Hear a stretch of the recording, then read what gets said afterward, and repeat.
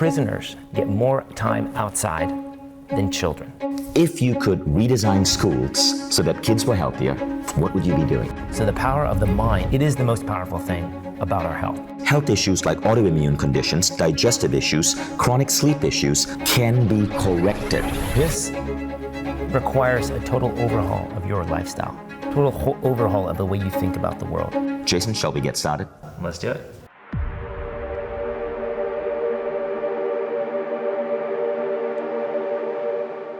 Hi everyone, and welcome to this episode with Jason Prall, and we're going to be talking about longevity. Now let me tell you why this man seated here next to me is so significant. Well, firstly, we are in Sardinia, and Sardinia is a very unique island off Italy. You see, in Sardinia, they found that there's about 10 times the number of people who live to be 100 as in other parts of the world, and scientists have been studying this for the longest time.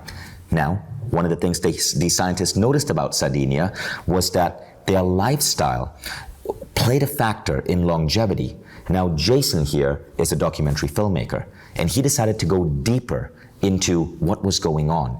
And he produced an 11-part documentary series where he traveled all around the world from Sardinia to Okinawa to investigate locations where people were living unusually long to try to determine the factors that cause this enhanced longevity. And so today we're going to be talking about what Jason has learned from his travels around the world from filming this remarkable documentary series. And we're going to talk specifically about what we can do so our kids are healthier, what we can do so our companies are healthy. We're going to look at from a business, from a company point of view, what can we do to make the people that we work with and ourselves and our businesses enhance human longevity and not make work something that degrades your health. And then we're going to look at common practices that you need to pay attention to that let you live longer. Now, the ideas here are somewhat counterintuitive. Some of these ideas that you're about to hear, I recently heard for the first time as we were having coffee in the morning here together. So Jason, firstly, you're a pretty young guy.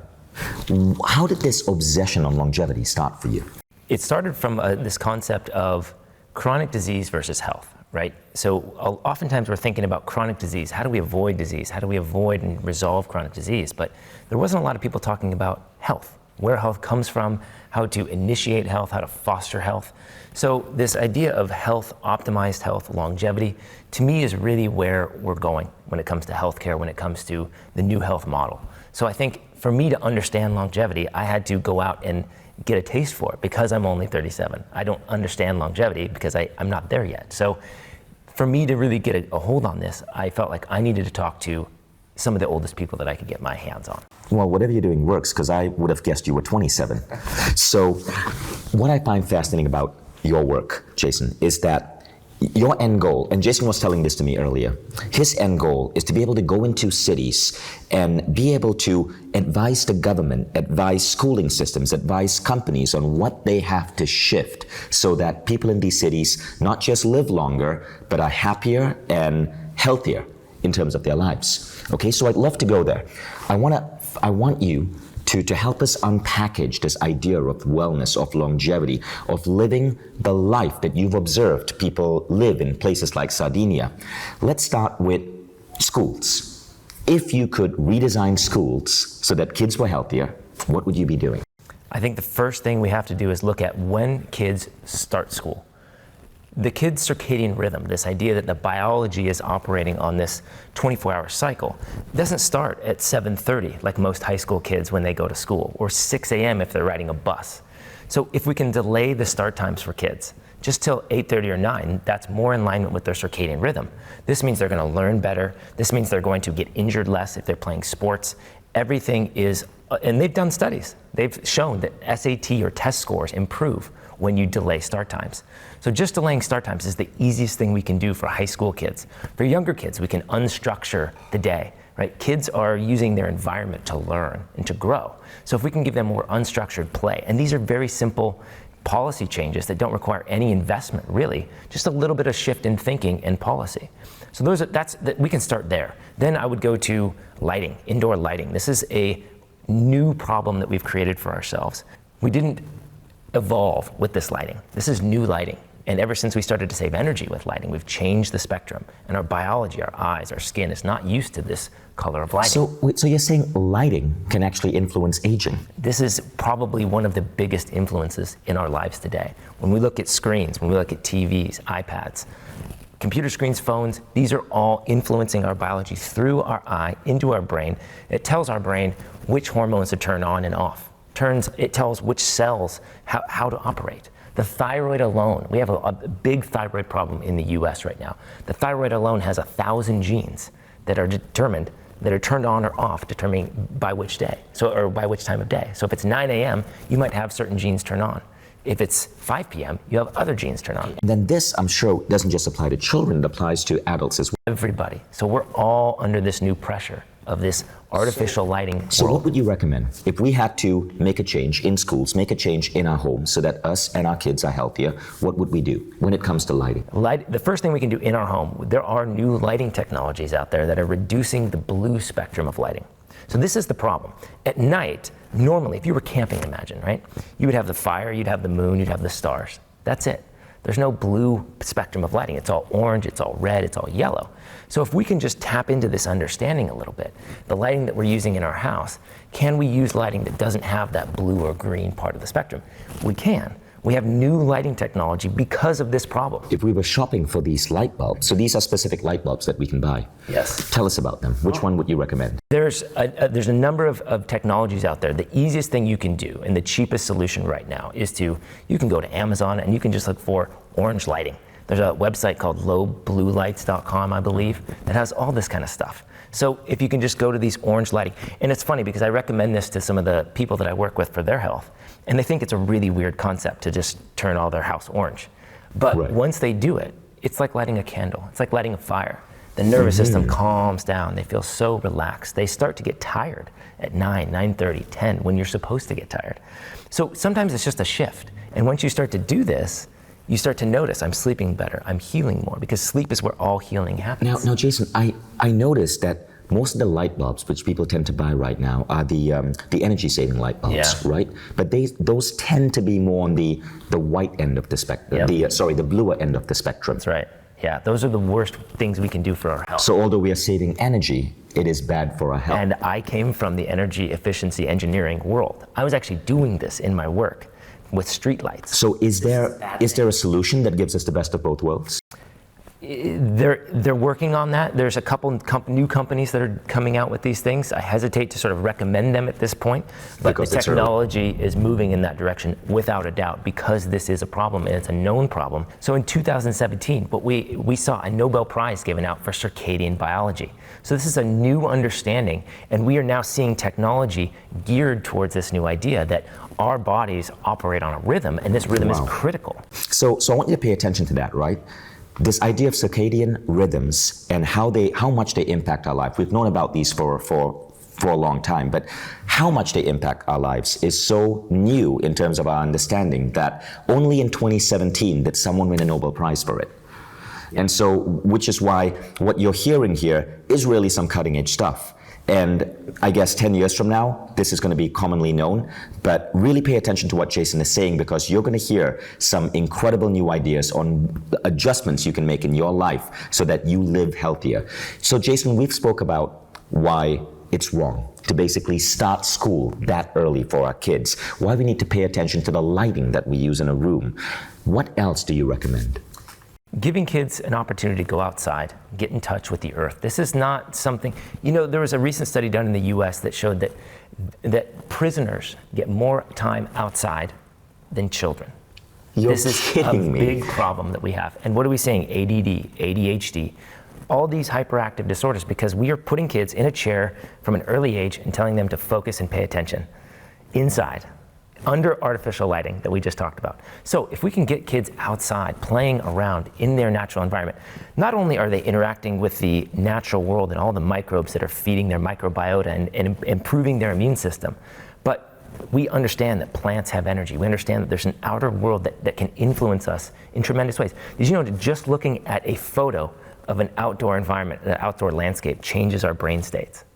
An artificial photo of landscapes changes our brain states. So this is powerful stuff. So getting them outside, not only that, the the sunlight, the daylight that enters their eyes, sets their circadian rhythm. So we can improve circadian rhythm just through the daylight, even if on a cloudy day. So this is very, very simple stuff. Getting them outside, getting them moving around, interacting with their environment, interacting with the microbes, improving their immune system, setting their circadian rhythm, giving them unstructured play. Simple, simple stuff. So Jason, we've spoken about allowing kids to start school later. We've spoken about lighting. We've spoken about being the importance of getting these kids outdoors more. Anything else? The food has to change. This is a critical component to raising healthy kids and actually to longevity. I think the most important part of longevity is between preconception and 20 years old. And we are doing ourselves a massive disservice when we are feeding our kids this garbage food in school. You just said something really important. The most important aspect of longevity, you said, is taking care of ourselves from the time we are born to the time we are 20 years old. Absolutely. And I think it even happens preconception. So the point of conception to 20 years old, most critical part. So what are we feeding our kids wrong? I grew up in the breakfast cereal Pop-Tart generation, and unfortunately it's still continued to do this. And this is new. This isn't something that was utilized 50, 60 years ago. These breakfast cereals, this garbage, this sugar, artificial sweeteners, it's nothing but crap, and it's absolutely destroying our health from the inside out. And it's primarily affecting our gut microbiota. Wow. And this has an impact on our brain, our immune system. It's completely destroying us. Nestle, they market a product called Milo, which you know I've been in a campaign against, but they say it has vitamin B and vitamin D and vitamin C in it. And they say it's only 40% sugar, which is not a big deal because some of those are naturally occurring sugars. And then you have Kellogg's, and they serve breakfast cereal to kids, and they're colorful and beautiful, and kids love them. Surely there's no harm in that.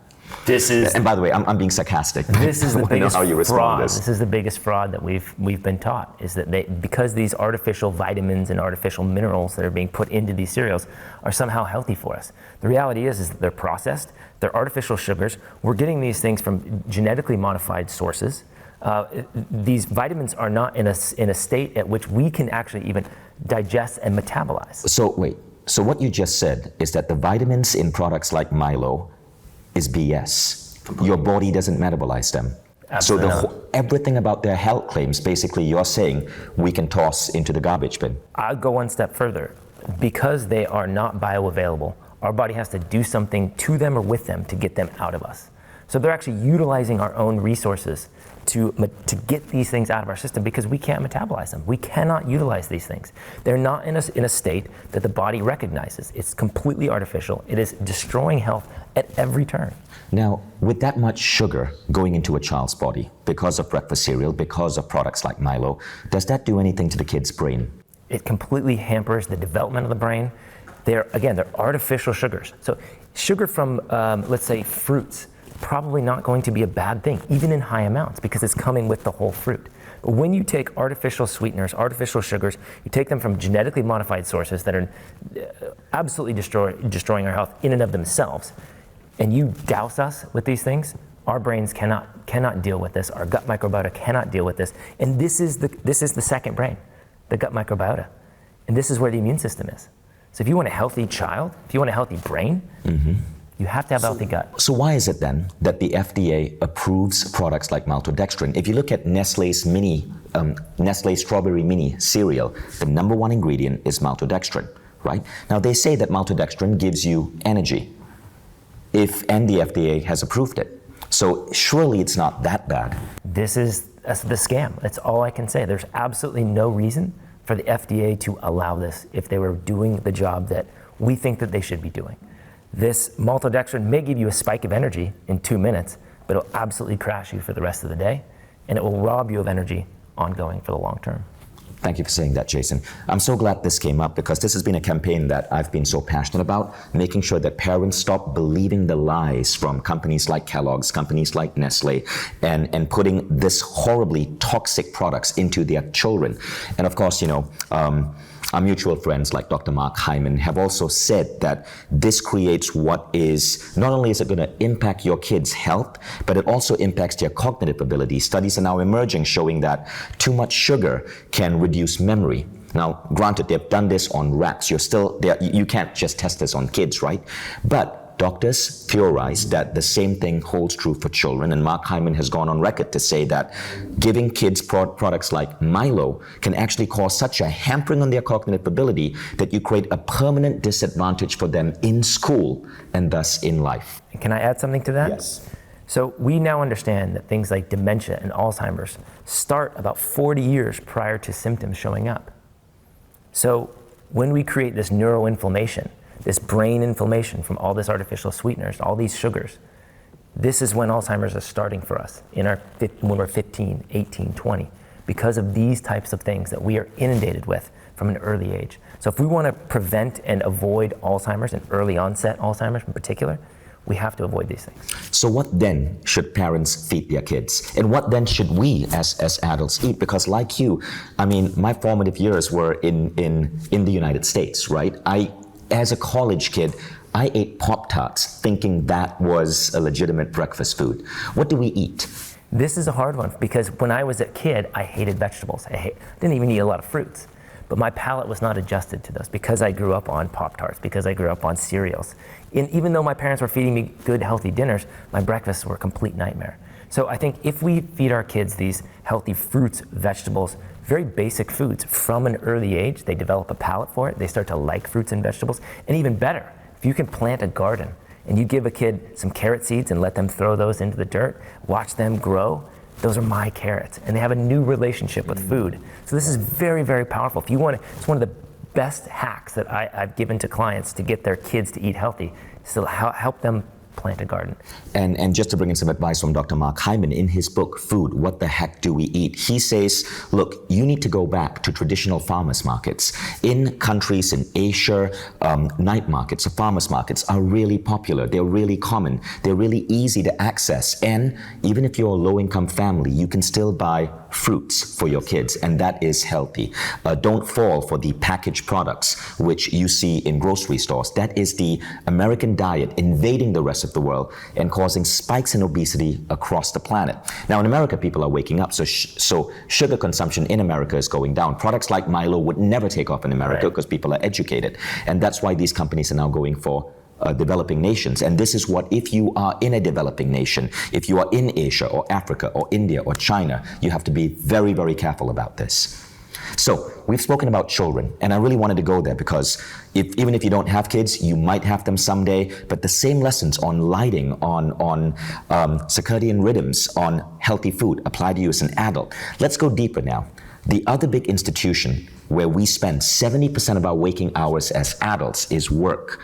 What do we need to fix about the way companies design workplaces and work environments and teams so that we can live healthier lives? One of the concepts that really came to light for me in the work that we did traveling around to Sardinia and Icaria, Greece, and these places where you have longevity, is that the environment is dictating the human behavior.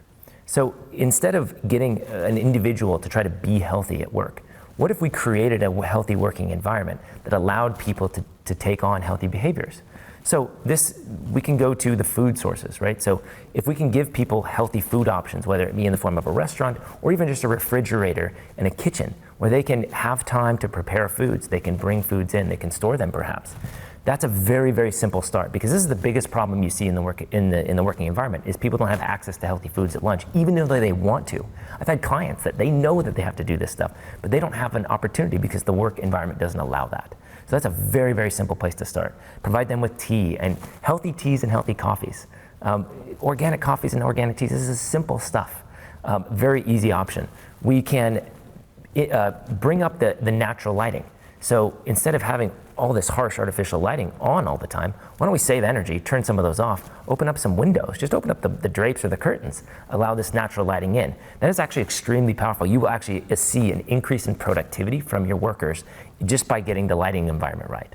So they're very simple tips and tricks that we can utilize to increase the health and the productivity of our workers. Another one might be the air. I used to be in the energy efficiency space, and we used to do HVAC stuff. Right, so we're doing all this crazy technology with the heating and ventilation systems.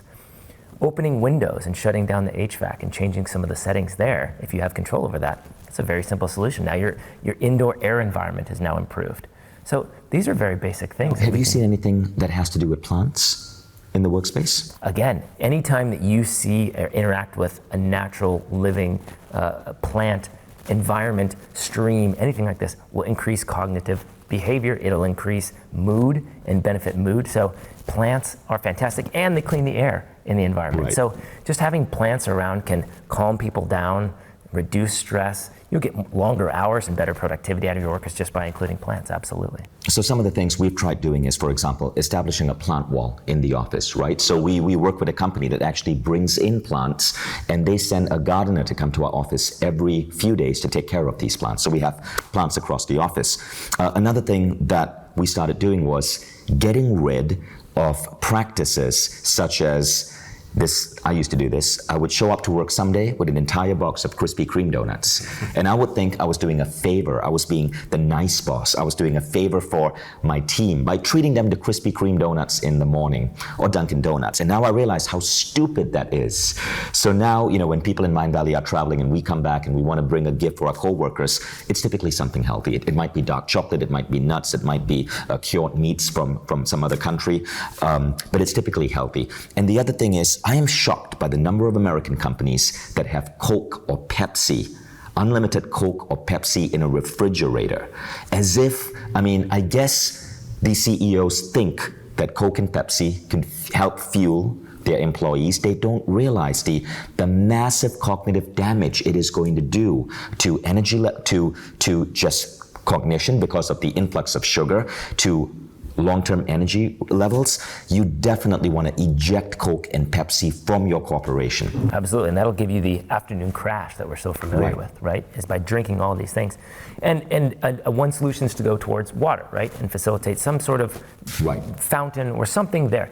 But what if you go one step further and you provide a filtered water station for people, and that they can maybe even fill up and take home for their evening? Because water from the municipal water supply is unfortunately one of the worst things. We're now seeing pharmaceutical medication showing up in our drinking water. We are seeing heavy metals. We are seeing chemicals and toxins of all kinds. Unfortunately, our municipal water supply in the West, in the US, I can speak of, is not good. So if you can give somebody filtered, and they make these machines that are fantastic, that you can bring into the office, that people can use and maybe fill up and take home. So I think it's a great service. And these machines are extremely affordable. So here are 3 things we do at Mind Valley. The first is a filtered water system. That's really important. Please, guys, don't bring in plastic bottled water. The second thing is an easy access to blenders, especially really high quality blenders so people can juice. And the third one is good coffee, like really good coffee machines. Bulletproof, Kion, Purity Coffee by John Butcher, who's a Mind Valley author. That's one of his companies. These are amazing coffees that you can bring into your company. I love those ideas. And that's so easy. And it's going to make, if I was working there, it would make me want to be there. Right. So my whole perception changes. Instead of fighting my environment, trying to be healthy. And this is one of the keys too. And this is a very important thing to take home, I think. If you're trying to be healthy and you know the healthy habits, but everybody around you is doing something unhealthy, you have a choice to make. You can either join the group and be a part of it and do the wrong things, or you can exclude yourself and do the right things. Which one's better for your health? Actually, science has shown that doing the wrong things with people is healthier for you long term. So what we need to change is we need to bring the group toward the health side of the equation. And if we can have more people, and an environment, when you set up an environment that allows people to do the right things, they'll do the right things. But if we set up an environment where they are choosing the wrong things, and you have one person that's trying to choose the right thing, it's such a cognitive and emotional gap that we're not sure which one's better at this point. Right, so the best way is to simply retrain the entire group. Absolutely. Now, if you were in a company where you were that sole guy, that sole health junkie, right? What do we do? How do we create that change? It's a tough one. I think what they can do is, first of all, lead by example, right? If you're doing all these healthy things, you look healthy, you feel good, you're performing at work, naturally you're going to draw people to you and say, what are you doing? What's the trick that you know? So you're going to attract that. I think having an open conversation with your staff, with your boss, I think is very smart. presenting it in a way that's going to show them the benefits. You're going to get higher productivity. The claims, if you have a medical claims, these are going to start to go down. These are like music to a CEO or CFO's ears when you start saying that the costs are going to go down, the productivity is going to increase. So I think you can have this conversation, and it doesn't have to be an expense. And just doing these simple things that you've mentioned, that you've done in your office, is not a big expense. And it will raise the value in the office, the perception in the office, the environment, the social environment. Everybody's going to be happier. Everybody's going to work better. And I can share a simple statistic. When we started bringing health practices into our office, so for example, we had hundreds of our people go through WildFit together, right? We had a whole number of people sign up for gym training that we would sponsor based on Mindvalley's 10X, which is also part of this program. One of the things we saw is that retention rates went up. People would stay with the company longer. And the other thing, which was really interesting, is that, and I don't know the statistic for women, but we kind of saw that men would join the company and on average would lose about 5 kilograms in that first year. Wow. And that this is actually, if you look at statistics in the work environment, things like diabetes are a major cost to most corporations. Right. If you do these type of things, the claims against something like diabetes can cut your medical claims in half. Yes. I mean, this is millions and millions, and depending on how big a company is, potentially billions of dollars that you're saving every year. And you get people showing up, the sick days reduce. Everything improves by this simple measure. And not only that, but people's cognitive functioning is higher. Look, just a simple statistic, right? If you let your employees get the right amount of sleep, so in other words, you're not creating a culture that rewards people for late nights or showing up super early in the morning, cognitive functioning goes up dramatically. If you lose around 90 minutes of your required sleep, your brain is functioning at 1/3 less than it should be. Now imagine what that's going to do for idea generation, for productivity. Yet we don't look at that. And we create these cultures in many companies that want people to work late nights, show up early, but this overwork means these people are actually doing their work with 1/3 less cognitive functioning. And it's not healthy. Sleep is the most critical part of health. No question, it's hands down. When you don't get good sleep, when you don't get enough sleep, you can't recover that. You can't get it back by sleeping more the next day. Science suggests that once you lose it, you lose it. So this will add up over time. Not only that, sleep-deprived people make worse decisions. Worse decisions lead to more sleep deprivation. So it's a vicious cycle. Right. We have to undo this. And a work environment that can facilitate good sleep, that's a place I want to be. So again, for work, as Jason was saying, you want to look at lighting. You want to look at maybe bringing in plants. You want to look at encouraging healthy practices like sleep. You want to encourage healthy eating. So get rid of those damn Coca-Cola vending machines. And what was the fifth point that we spoke about? Water. We can improve water, and then indoor air. Just opening some windows. It's amazing how much that can change your mood just by getting some fresh air into a building. That's phenomenal. So if you're a CEO, if you run a business, I hope you pay attention to these ideas. I can tell you they really will pay back like 10x fold because of just the boost in productivity and the loyalty you get from the people in your company when working for you makes people healthier. So Jason, you said this: health issues like autoimmune conditions, digestive issues, chronic sleep issues, thyroid conditions, metabolic syndrome, neurodegeneration, and chronic joint pain can be corrected. Absolutely. How? This requires a total overhaul of your lifestyle. Total overhaul of the way you think about the world. Just by getting good sleep, improving your circadian rhythm, reducing toxins in your environment, in your world, and this includes toxic thoughts, toxic emotions that we often carry around with us. Doing these simple things every single day, eating better foods, more natural, organic foods, reducing your feeding window and only eating between basically when the sun's up. That's a good rule of thumb. 9 a.m. to 6 p.m., something like that. Eating only in that window, giving your body a break from food. Improving relationships and emotional trauma is probably the most profound thing that we can do. And this is a tough one.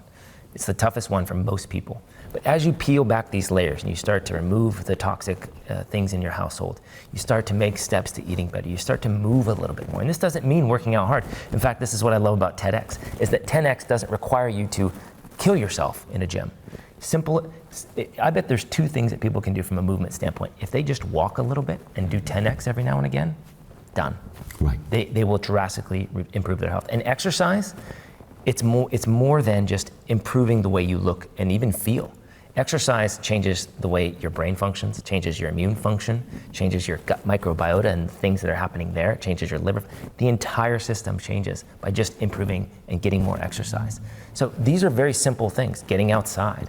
But I will say, I do want to stress that the emotional traumas that a lot of us grow up with and the emotional baggage that we carry around with us and don't resolve is probably the most important thing that we can focus on. And this sometimes requires things like meditation, maybe some tapping, working with a coach to help you undress what's really going on there. But getting to know ourselves, like every spiritual and religious tradition has taught us, is probably the key to a lot of these health challenges and resolving them. And that's amazing, because I was just about to ask you, what role does mindset play in longevity? I think it's huge. We know the placebo effect, even in scientific research. In fact, that's why we have to design certain studies to negate the placebo effect. It is powerful. So the power of the mind is probably the most powerful, not probably, it is the most powerful thing about our health. So if we change the way we think about who we are, what we deserve, where health comes from, and we take back our power and understand that we can resolve this thing ourselves, whatever it is we're dealing with, really it sort of plants a seed for this health creation. And I think the biggest turning point for me and a lot of clients that I work with is looking at whatever disease or symptoms that you are dealing with and looking at not as something that you want to get out of your life and resolve and suppress, but rather a gift. You're being given a gift that teaches you how to be in alignment with yourself, nature, people around you. And it comes in the form of pain. It comes in the form of suffering, but that's a perception. If we can flip that on its head and be grateful for this gift that we're giving. My knee is hurting. What is this trying to tell me? Where have I not looked yet? Now you can start to live in alignment. And this, to me, is the true gift, because when we're out of alignment with ourselves, nature, and people around us, this is where suffering ensues all around. So this pain in my knee can be the key to solving the world's problems if we all take that approach. And this is how I think we all heal collectively, as we start to understand what these pains are, really look for where we're out of alignment, start to correct those issues, look at this as a gift, and enjoy the ride that we're being taken on. Beautifully said. So, as you traveled around the world, like as we're filming this, we are actually in Sardinia, Italy. How cool is that? And this was the first blue zone that Michel Poulin identified in the year 2000 when he was studying as a scientist places around the world where people live to be 100 plus.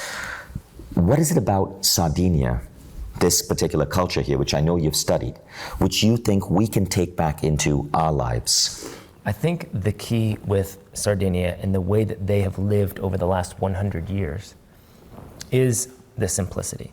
Simplicity of thought, simplicity of food, simplicity of the way of life. In fact, it was a guy from Sardinia that off camera, I didn't get this in the film unfortunately, but he told me off camera, he said, you know, when I was young, what I noticed was that the body was active and the mind was still. Now what I see is that the mind is active and the body is still.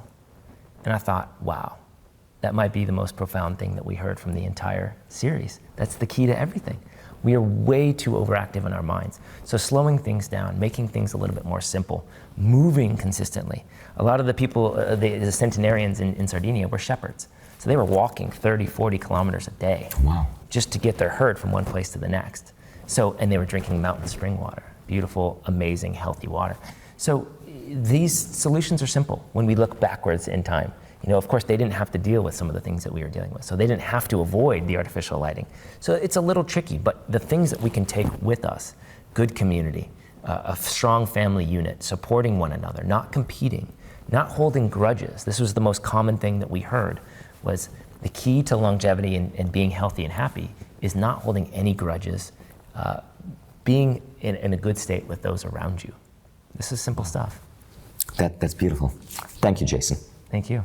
Hope you guys enjoyed, and I hope you got some powerful ideas that you can bring back into your life so you live healthier and you live longer. Thanks. And Jason, tell them, where can they find information on your documentary series? They can go to humanlongevity.film.com. We've got an amazing list of experts, including yourself, so thank you for being a part of that. Humanlongevity.film.com. They can also find us on Facebook at Human Longevity Project. Fantastic. Go check it out.